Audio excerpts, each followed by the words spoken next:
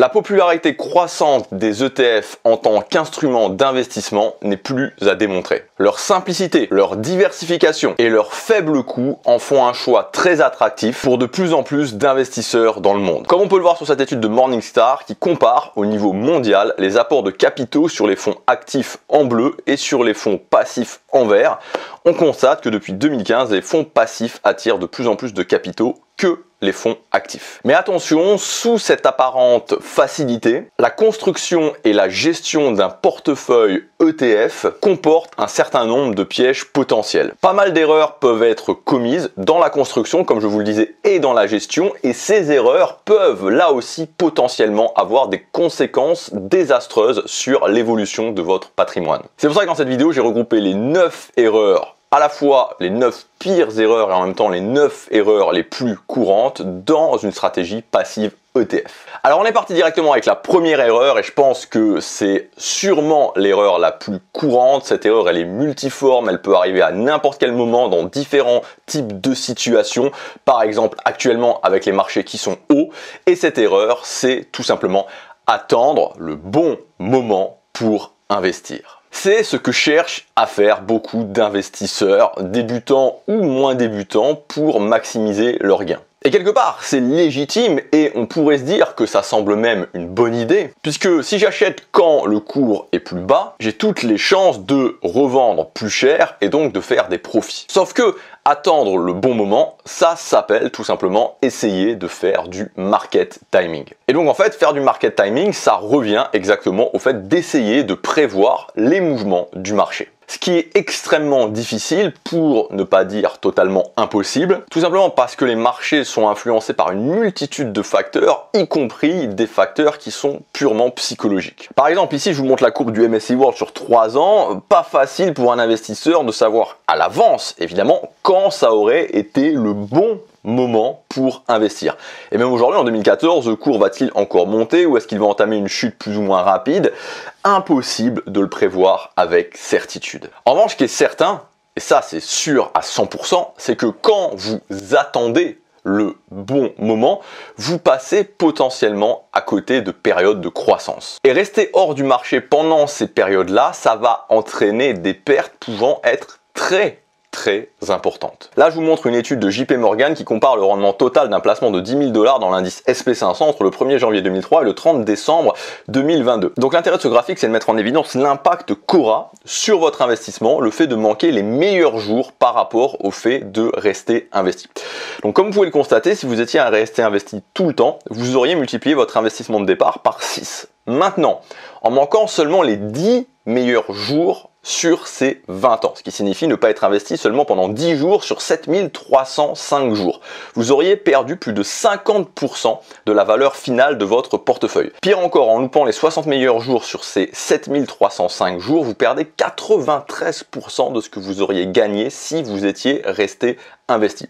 Et d'ailleurs, on voit qu'à partir des 40 meilleurs jours ratés, votre rendement devient négatif, c'est-à-dire que vous perdez de l'argent. Conclusion, peu importe ce qui se passe, que vous pensiez que les marchés sont trop, que vous pensiez que les marchés sont bas et qu'ils vont peut-être encore baisser, ou n'importe quelle autre raison, ou n'importe quelle autre chose que vous entendez sur Internet, selon moi, de mon point de vue, et c'est approuvé par les études, ne cherchez pas à timer le marché, investissez mécaniquement. Erreur numéro 2, c'est oublier ce que j'appelle les 3 principes de base. On va voir rapidement ces 3 principes de base qu'il ne faut justement jamais oublier sous peine de réduire à néant vos efforts. Donc le premier principe, c'est tout simplement le fait de définir votre horizon de placement, c'est-à-dire le temps pendant lequel vous n'allez pas retirer votre argent. L'horizon de placement, c'est finalement la phase de croissance de votre capital, donc si dès le départ vous n'avez pas une idée très précise, vous ne savez pas exactement quel est votre horizon de placement, vous ne pourrez pas définir une stratégie optimale pour vous.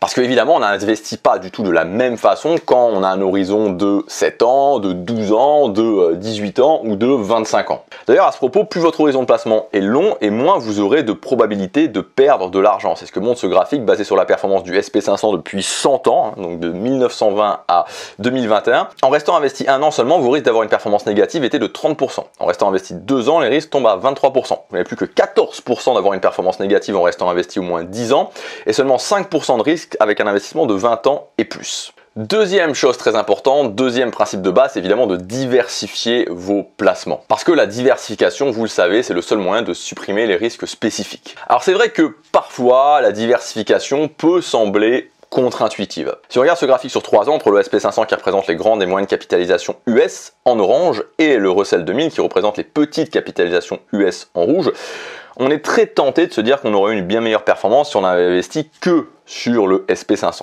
Alors évidemment, après coup c'est vrai, et après coup c'est toujours facile de faire des analyses comme ça.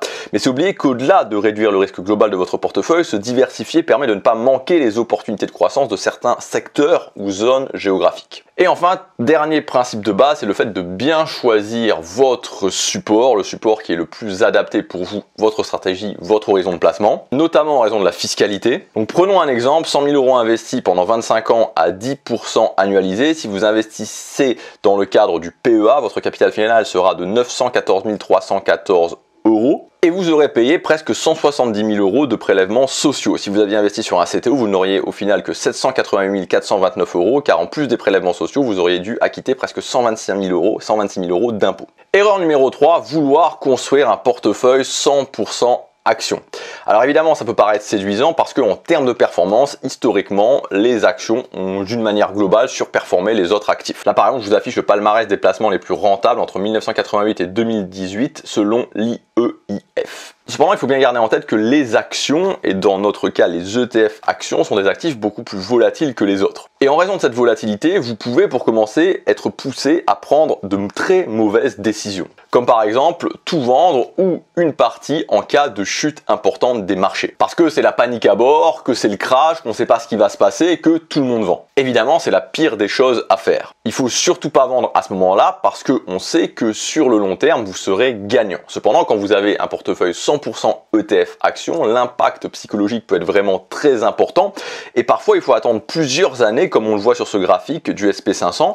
Il y a 6 ans qui séparent les deux points jaunes après la crise de 2008. Deuxième chose aussi, quand on choisit une stratégie 100% ETF actions, c'est que on va surcompenser. Surcompenser, c'est-à-dire que on va, parce qu'il y a une volatilité très importante sur, comme on l'a vu, les actions, on va surcompenser en placement beaucoup plus sécuritaire. C'est-à-dire que vous avez l'impression que vous investissez de cette façon-là, en 100% ETF actions. Cependant, quand on prend l'ensemble de votre patrimoine, on va se retrouver plutôt avec ça. Et donc, vous avez exactement l'effet inverse que celui recherché en investissant en 100% ETF actions. Et c'est un effet quasi mécanique de ceux qui ont une stratégie soi-disant 100% ETF actions. Et donc, il vaut mieux largement réduire l'agressivité du portefeuille et investir tout ce que vous devez investir plutôt que de penser être très agressif alors que, en fait, vous allez largement surcompenser en placement sécuritaire et donc sous-performer. Et donc parfois on se retrouve avec des personnes qui sont soi-disant, comme je vous disais, en 100% ETF actions, mais si on prend la globalité du patrimoine, ils ont tellement de fonds euros ou de placements très sécuritaires qui rapportent peu, qui vont sous-performer quelqu'un qui a un portefeuille 60-40 ou même 50-50. Mais cette personne aura construit son portefeuille de manière beaucoup plus cohérente. Et enfin, dernière chose, c'est aussi le fait que quand vous investissez en 100% ETF actions, vous investissez dans un seul type d'actifs. C'est-à-dire que quand votre portefeuille tombe, il y a tout qui tombe et vous pouvez absolument pas profiter d'effets de décorrélation. La décorrélation, c'est ça, c'est quand deux actifs évoluent dans des sens différents. Là, par exemple, vous avez un ETF SP500 en rouge et un ETF or en jaune. L'intérêt d'avoir plusieurs actifs décorrélés, c'est évidemment de limiter les pertes. Par exemple, ici, vous avez un portefeuille 100% SP500 en bleu et un portefeuille 80% SP500 et 20% or en rouge. En mars 2009, vous auriez perdu plus de 60% avec le portefeuille 100% actions et 40% avec le portefeuille mixte. Alors 40% c'est beaucoup, mais c'est toujours mieux que 60%. Erreur numéro 4, vouloir surpondérer les actifs risqués, voire très risqués. Donc dans une stratégie ETF, on a en général une base de portefeuille classique qu'on appelle fondation et ensuite une partie satellite avec des actifs qui sont plus risqués. Parmi ces ETF satellites, on trouve fréquemment un ETF, c'est pour vous donner un exemple, mais le Nasdaq 100, parce que les valeurs technologiques ont très largement surperformé, surtout depuis la crise de 2008. Comme on peut le voir sur ce graphique comparatif entre un ETF Nasdaq 100 en rouge et un ETF SP500 en orange. Sur 14 ans, l'ETF Nasdaq a une performance annualisée de 19% contre 14% pour l'ETF SP500. Alors du coup, une question qui peut revenir, que je vois souvent passer, c'est de se dire, bon, bon bah si l'ETF Nasdaq 100 est plus performant que le SP500, au lieu de mettre, je sais pas moi, peut-être 40% dans la base de mon portefeuille en SP500, pourquoi ne pas mettre 40% de Nasdaq 100? Donc il y a plusieurs raisons à ça. Première raison, c'est la volatilité, évidemment. Donc pour rappel, le rendement, c'est la prime de risque par rapport à un investissement. Pas de risque, pas de rendement. On voit bien avec les fonds euros, par exemple. Mais ça veut aussi dire qu'un actif qui apporte beaucoup plus de rendement sera aussi beaucoup plus volatile. Ces fluctuations vont être beaucoup plus imprévisibles. Comme on peut le voir sur le même graphique que précédemment, mais sur 3 ans cette fois-ci. C'est pour ça qu'en voulant surpondérer un actif très risqué dans son portefeuille, on va se retrouver avec un portefeuille qui va être beaucoup plus volatile. Ça peut entraîner pas mal de conséquences au niveau psychologique, prendre des mauvaises décisions. Ça peut aussi entraîner des conséquences en termes de perdre beaucoup d'argent juste avant de retirer son argent, même juste avant de sécuriser une partie de son portefeuille. Et puis il faut toujours bien retenir que d'une façon générale, ces ETF plus performants sont aussi des ETF qui sont plus concentrés. Ce sont des ETF qui ont des partis pris. Donc en faisant ça, vous ne respectez plus une des règles de base qu'on a vu avant, c'est la large diversification. Et puis ce type d'ETF peut aussi sous-performer pendant de longues périodes. Donc pour rappel, pour reprendre le Nasdaq 100, il aura fallu attendre entre avril 2000, son plus haut, jusqu'à avril 2015, donc 15 ans pour qu'il retrouve son niveau. Ça s'est déjà passé, ça a duré 15 ans, ça aurait pu durer plus longtemps. Il n'y a rien qui dit que ça ne peut pas se repasser dans le futur. Erreur numéro 5, ignorer que perdre moins, c'est gagner plus. Là, je vous montre tout de suite un exemple, c'est un backtest sur 6 ans entre un ETF MSCI Europe en bleu et un ETF MSCI Europe Low Volatilité en rouge. Sur ce graphique, on a l'impression, on peut voir clairement que le Low Volatilité est plus performant, voire clairement plus performant. Et en fait, pas tant que ça, il y a moins de 1% de différence entre les deux performances annualisées. En revanche, il y a plus de 5% de volatilité pour l'ETF MSCI Europe classique. Donc là, vous avez les deux drawdowns, on voit que l'ETF Low Volatilité est beaucoup plus stable.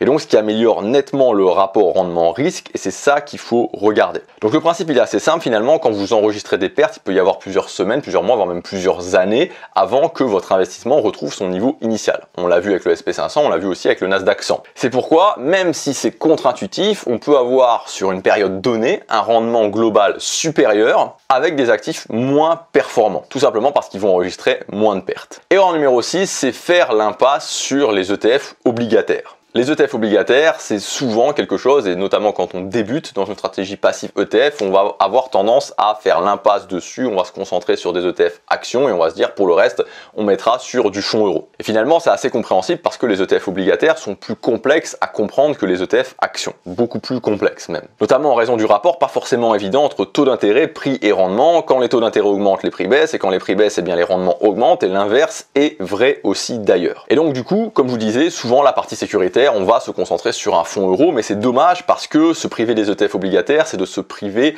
de beaucoup, à la fois de performance et aussi de flexibilité pour sa partie sécuritaire. Les ETF obligataires, c'est vraiment un couteau suisse, il en existe des tas. Par exemple, vous voulez vous prémunir de l'inflation, vous choisissez un ETF indexé sur l'inflation qui performera quand celle-ci sera haute. Vous souhaitez avoir un coussin de sécurité, dans ce cas, vous pouvez investir dans un ETF du Trésor américain long terme qui sera inversement corrélé aux actions. Vous voulez un petit peu plus de rendement, mais vous ne savez pas comment les taux vont évoluer, vous pouvez opter pour un ETF High Yield short duration qui vous apportera de la performance, 5,38% annualisé pour celui-ci depuis sa création. Il sera totalement insensible au mouvement des taux. Il y a aussi des ETF obligataires qui vont avoir un meilleur rapport rendement-risque que les actions et qui vont être particulièrement intéressants quand on cherche quand même de la performance tout en limitant les risques quand par exemple l'horizon de placement diminue. Si vous voulez en savoir plus sur les ETF obligataires, j'ai fait plusieurs autres vidéos à ce sujet beaucoup plus détaillées sur ma chaîne. Erreur numéro 7, négliger de sécuriser son portefeuille. C'est un oubli qui peut vous coûter très cher au sens propre du terme. C'est pour ça qu'il faut toujours veiller à ce qu'il y ait une concordance entre le niveau de risque de votre portefeuille et votre horizon de placement. Par exemple, si vous avez construit votre portefeuille en 2004 à 25 ans en vue de toucher une rente à votre retraite, vous avez 35 ans, peut-être même 40 ans devant vous avant d'utiliser votre capital. Et donc à ce moment-là, un portefeuille 80-20 ou même 90-10 pouvait être tout à fait pertinent. Mais aujourd'hui, 20 ans plus tard, il ne vous reste donc plus que 15 ans, voire 20 ans devant vous avant d'utiliser ce capital. Un portefeuille 60-40 est sûrement beaucoup plus approprié. Sécuriser votre portefeuille, ça sert à éviter qu'une chute imprévue des marchés, juste avant de retirer votre argent, vous fasse perdre une grosse partie de votre somme et vous empêche d'en profiter. Erreur numéro 8, c'est une erreur aussi très courante, c'est penser que si on n'a pas 20 ans devant soi, on ne peut rien faire. C'est-à-dire penser que l'investissement en stratégie passive ETF, c'est réservé à des gens qui ont 20 ans, voire peut-être 15 ans, mais si on a 8 ans, 10 ans, 12 ans devant soi, on ne peut rien faire. Alors pas du tout, c'est vrai que c'est un petit peu plus complexe parce que ça demande notamment de manier différents types d'actifs, notamment les ETF obligataires qu'on a vu précédemment, mais vous pouvez tout à fait faire quelque chose de très cohérent et qui va bien performer même si vous avez autour d'une dizaine d'années devant vous seulement. Là, je ne vais pas rentrer dans tout le détail puisque la vidéo est déjà assez longue, mais ce portefeuille 60-40 que j'ai construit, hein, donc 60-40, 60% c'est la partie sécuritaire, hein, donc il est assez sécuritaire. Donc c'est le backtest que je vous affiche sur une période de 10 ans, 2012-2022. Donc si on regarde les caractéristiques, on a quand même un rendement de 7,31% annualisé, ce qui est bien mieux que les 2,5% annualisés d'un fonds euro. D'ailleurs, si on regarde les rendements année par année, seule l'année 2018 a été en perte, moins 0,8%. Le portefeuille a gagné de l'argent 9 années sur 10. Même en 2020, il a fait plus 4,7% alors que les marchés actions chutaient de 20% en moyenne. Donc conclusion, et ça je vous le dis parce que je sais qu'il y a vraiment beaucoup de personnes qui ont passé la quarantaine, voire passé la cinquantaine et qui se disent mince, c'est terminé, c'est trop tard pour moi. Ce n'est pas vrai. Vous pouvez faire des choses, alors vous aurez évidemment soyons très clairs, vous n'aurez jamais le même rendement que quelqu'un qui a 30 ans devant lui, mais vous pouvez faire des choses intéressantes et sécuritaires avec un horizon plus court terme. Et enfin, dernière erreur, c'est le fait de minimiser les détails. Alors je vais être assez rapide là-dessus, les ETF c'est assez simple et donc souvent on a tendance à se dire bon bah plus que c'est simple, je vais pas trop me prendre la tête, je vais regarder quelques vidéos sur YouTube et je vais construire une stratégie ETF assez simple, assez basique parce que ça peut m'apporter déjà pas mal de rendement, voilà, sans trop chercher à aller dans les détails. Et en faisant ça, c'est un petit peu dommage justement parce que bah, c'est ces petits détails qui vont faire la différence sur le moyen et sur le long terme. Et n'oubliez jamais quelque chose, c'est que quand vous investissez, les détails qui vont peut-être vous apporter des petits pourcentages supplémentaires, bah, ces détails, ils ne vont pas s'additionner, ils vont se multiplier. Et c'est aussi valable pour les erreurs. Quand vous faites des erreurs, c'est comme les intérêts composés, avec le temps, leurs résultats ne s'additionnent pas, ils se multiplient. Et donc il faut vraiment mieux prendre le temps quand on construit sa stratégie, vraiment faire attention aux détails, et je dis ça particulièrement pour les gens qui ont un horizon de 20 ans, voire moins, qui ont un horizon moyen, voire court terme. Il faut vraiment faire attention aux détails, parce que ces détails, ils vont vous apporter soit du plus, soit du moins, et donc ça va vraiment potentiellement améliorer grandement vos résultats en termes de patrimoine ou soit les minorer. Voilà, j'espère que cette vidéo vous aura aidé, vous aura donné vraiment des points d'attention sur les erreurs à ne pas commettre. Comme d'habitude, ensuite c'est à vous de prendre vos propres décisions dans la construction de votre portefeuille. Ce ne sont pas des conseils en investissement. Ces vidéos sont à but pédagogique, mais j'espère que ça vous aidera à ne pas commettre les erreurs qui sont les plus courantes et potentiellement les plus désastreuses pour l'évolution de votre patrimoine. Merci d'avoir suivi cette vidéo. Je vous mettrai aussi d'autres vidéos dans la description. Je vous dis à bientôt pour la prochaine. Salut!